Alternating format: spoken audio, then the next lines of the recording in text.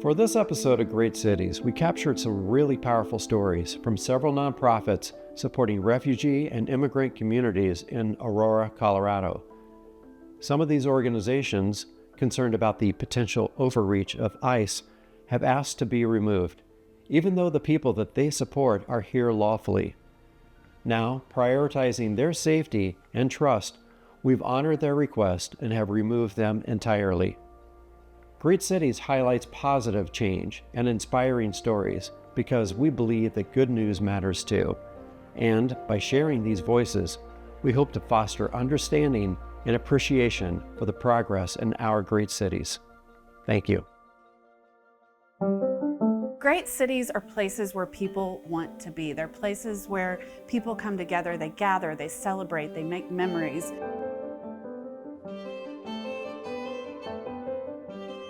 You know, I think a great city has something that's really, or one or more things that really identify with the city. I think for the city of Aurora, for me, it's really the cultural diversity of the city. That it is the most diverse city in the state of Colorado, one of the most diverse in the country. And it's really a welcoming city to all that call it home. We're in Aurora, Colorado. Aurora is the eastern suburb of Denver, and the reason this is a great city to me is because this is where the people are that I want to serve. In Aurora, a few things you must see. Obviously, one is Mango House right here. Mango House is a shared space for refugee services. We got medical, dental, and pharmacy, and a number of spaces for small businesses, including shops, restaurants, and religious gatherings. The communities we serve are refugees, asylees, and undocumented folks, which are the disadvantaged immigrants that come to this country. And we've created community hubs around a number of those. They come for the feeling of community. It's basically a subset of any part of America, because these are Americans. But interestingly, to me, I seem to think there's a higher percentage of our immigrants that are small business minded than people who've been in the country for a few generations. It's almost like the culture has been bred out of small business, which is too bad. You know, we've moved towards the big box stores and the chains and so forth, but we don't have that here. In fact, that doesn't survive in Northwest Aurora. On the next block, out of business are Family Dollar, Dollar Tree, Walmart, and next is Walgreens next month. All four are going to be boarded up and closed on the next block. These are chains. They don't exist here. We got the individuals. As a mayor, an area that I want to strengthen is, I think when people, immigrants arrive in this country, they're usually very entrepreneurial. And they really, their ultimate goal, their vision of the American dream is not to work for somebody else. It's to be their own boss. And so what can we do better in terms of capturing that entrepreneurial energy, by having classes, providing classes for them in terms of how do you start a business? How do you navigate the regulatory process to get that business going? How do you access capital, get loans and things like that through the SBA or whatever mechanisms are available? And so I think by doing so, I think we lift the entire economy of this city. We are a nonprofit mission-driven lender, and we focus on marginalized communities, providing them access to capital so that they can start and grow their own business. I genuinely believe the entrepreneurs that we work with truly embody what it is to be an American and what it is to embody the American spirit. The folks that we're working with have overcome so much in their home countries: hardship, war, political violence, and they've made their way to the States. They've got their feet established underneath them. Their kids are enrolled in school. So usually people don't come to us for about 5 or 6 years after they've already been here. And their ability to take on something that is very risky. Not a lot of Americans want to start, US born Americans want to start a business. But here our clients are starting a business, working hard. I know one entrepreneur, he said he was starting a food truck, and he had a health inspection the next day, and he had worked from 8 a.m. and he found a problem with his truck at 11 p.m. He worked out up until 3 a.m. to make sure his 8 a.m. health inspection the next day was going to go swimmingly well. And that was just one night out of days and weeks and months of him putting in very long hours. And in fact, that client is the owner of Tacos La Tapatia.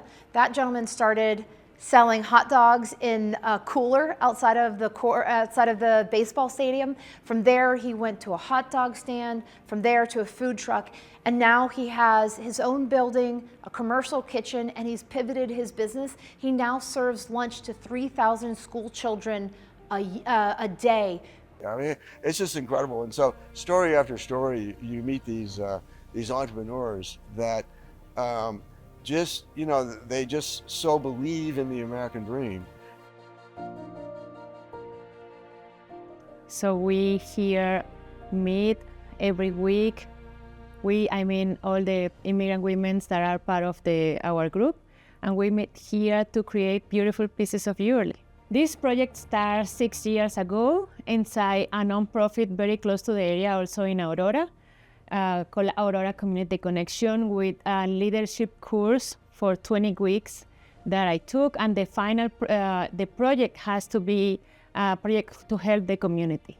My project was to teach the women in the community how to make jewelry and probably start selling it and create an income, but also create a group for wellness and feel more like at home.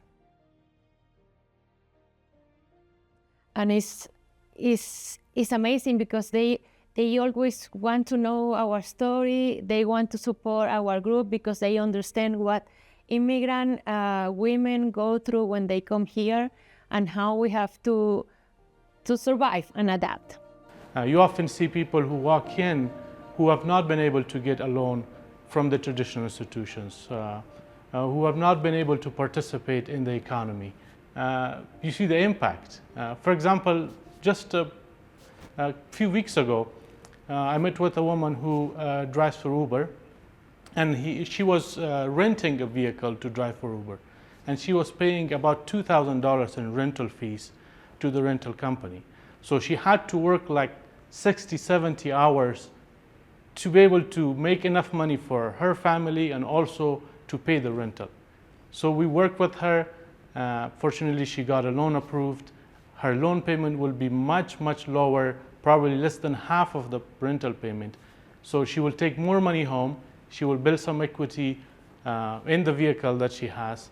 And so she doesn't have to work as many hours to put food on the table.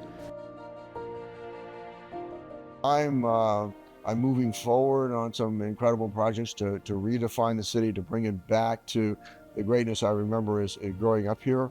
And that is, for instance, my father was a career enlisted soldier, came to Fitzsimmons Army Medical Center, which is now the University of Colorado Anschutz Medical Campus. And I'm working with the university on expanding bioscience research on the campus. And we already have, we have 3 major hospitals there. We have education component, medical education, med school, pharmacy school, nursing school, a bunch of other schools there. And we have a number of research institutes there, and we're expanding bioscience research in a kind of a co-governance model with the university and the city of Aurora. And so it has an incredible economic impact regionally right now. We're an incredible city, and we're on the rise. We're on top of our water. We have a larger landmass than Denver. A third of it's undeveloped. We are leading the state in terms of water conservation, and so to make our growth sustainable. And so I'm very excited. I think we just have a great future in front of us. We're pro-business. We don't take business for granted here. We have municipal governments are very responsive to its people. We have an incredible leadership team in the city with our city manager, Jason Patchler, with our new chief of police, Todd Chamberlain, and all the other leaders of this city.